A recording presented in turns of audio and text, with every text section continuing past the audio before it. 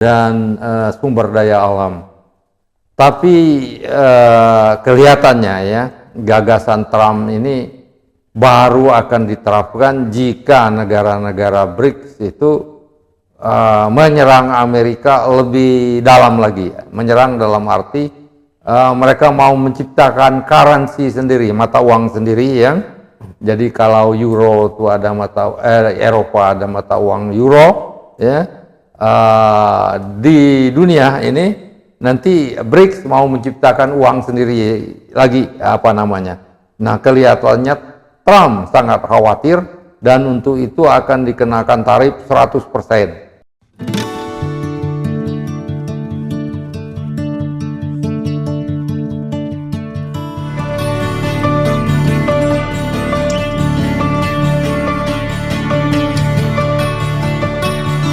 Assalamualaikum warahmatullahi wabarakatuh. Jumpa lagi di TV Mas Umi. Saya Al Mizan, sering dipanggil Kang Mizan. Pemirsa, kita dalam minggu-minggu ini mendengar berita ya, Indonesia bergabung dengan BRICS. Ya, BRICS itu apa itu nama kerjasama ekonomi antara awalnya itu Brazil, Rusia, India, Cina, dan Afrika Selatan. Sekarang jumlah anggotanya bertambah dan Indonesia menjadi salah satu anggotanya.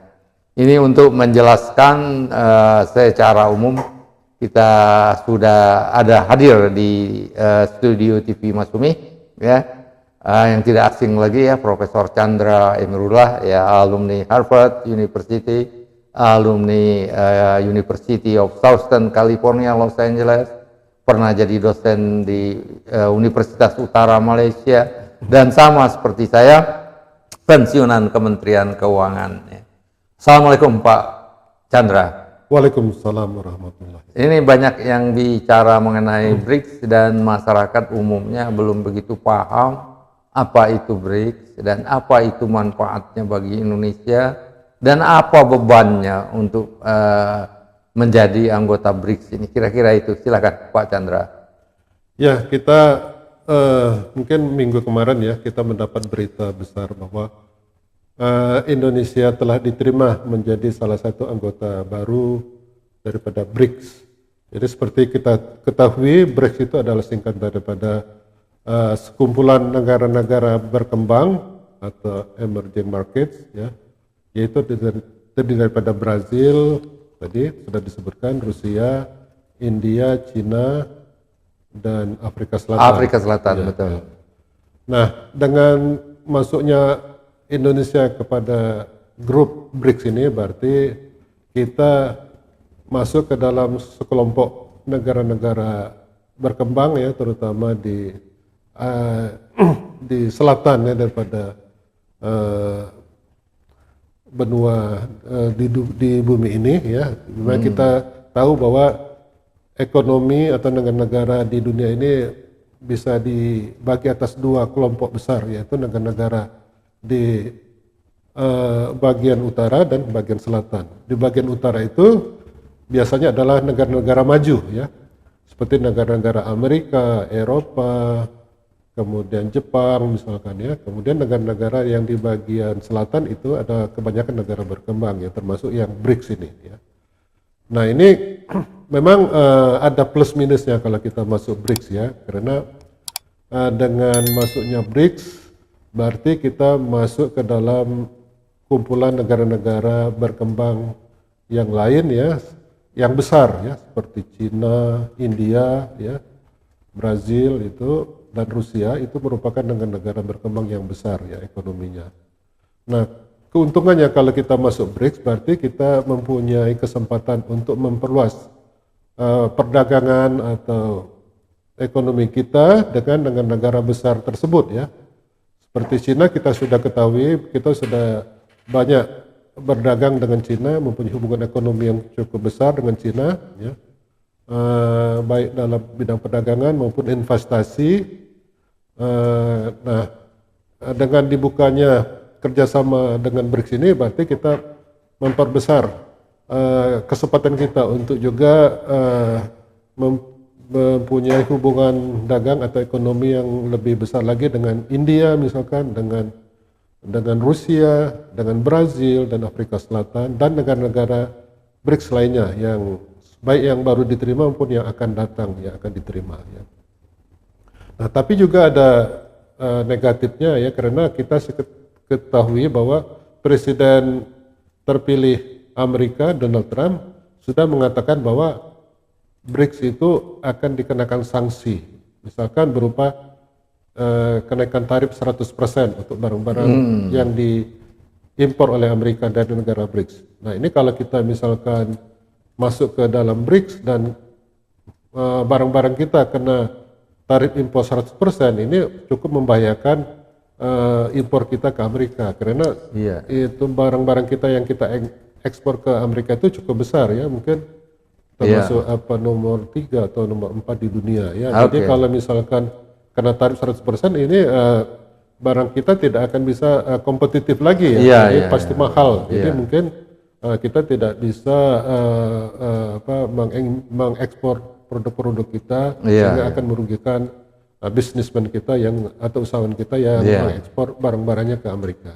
Betul. Dan itu kita cemas, itu takut sekali kalau memang Amerika menerapkan sanksi tarif ya 100% untuk barang-barang yang berasal dari negara-negara anggota BRICS termasuk Indonesia. Itu kita banyak ekspor tekstil, garment ya, dan sumber daya alam. Tapi kelihatannya ya gagasan Trump ini baru akan diterapkan jika negara-negara BRICS itu menyerang Amerika lebih dalam lagi. Menyerang dalam arti mereka mau menciptakan currency sendiri, mata uang sendiri yang jadi kalau euro itu ada Eropa ada mata uang euro ya. Di dunia ini nanti BRICS mau menciptakan uang sendiri lagi Nah, kelihatannya Trump sangat khawatir dan untuk itu akan dikenakan tarif 100%. Nah, ini tapi kemungkinannya bakal menciptakan currency sendiri itu kelihatannya belum begitu jelas ya Pak Chandra, ya gimana tuh? Ya, memang ada ide daripada negara-negara BRICS untuk menciptakan common currency ya untuk negara-negara BRICS dalam upaya untuk menyaingi dolar ya, karena kita tahu bahwa dolar itu merupakan mata uang yang mendominasi perdagangan atau investasi internasional ya. Nah, jadi dolar itu sangat kuat ya, sehingga banyak negara-negara di dunia ini yang menggunakan dolar ya dan bergantung sama dolar ya, sehingga negara-negara lain yang juga kuat ekonomi seperti Cina itu ya merasa dirugikan karena dominasi daripada dolar ya. Nah, mereka mempunyai ide untuk menyaingi dolar Amerika itu dengan membuat mata uang bersama ya. Ya, tapi langkah ke situ mungkin masih jauh ya, karena tidak mudah untuk membuat common currency atau mata uang bersama itu, karena harus ditopang oleh ekonomi negara-negara yang membuat currency tersebut secara disiplin ya, karena harus punya kebijakan ekonomi yang baik ya, dan juga pertumbuhan ekonomi yang kuat, kemudian kemudian kebijakan moneter juga harus kuat, baik ya. Kalau Amerika kita sudah tahu bahwa Amerika adalah negara yang ekonominya terbesar di dunia ya, kemudian didukung oleh kebijakan makroekonomi dan ekonomi moneter yang sangat baik dengan Federal Reserve yang mengatur masalah-masalah keuangan termasuk dolar ya.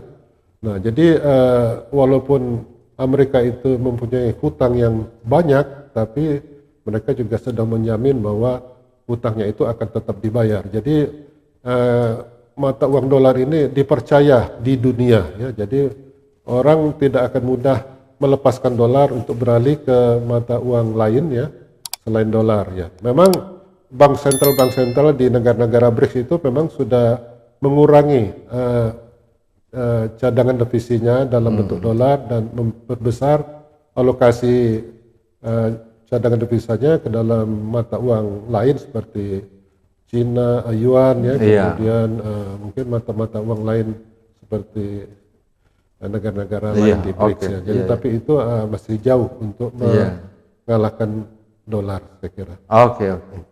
Kita tahu Pak Chandra ya, investasi anggota negara-negara BRICS itu sebagian sudah tinggi di Indonesia. Misalnya Cina ya udah cukup tinggi.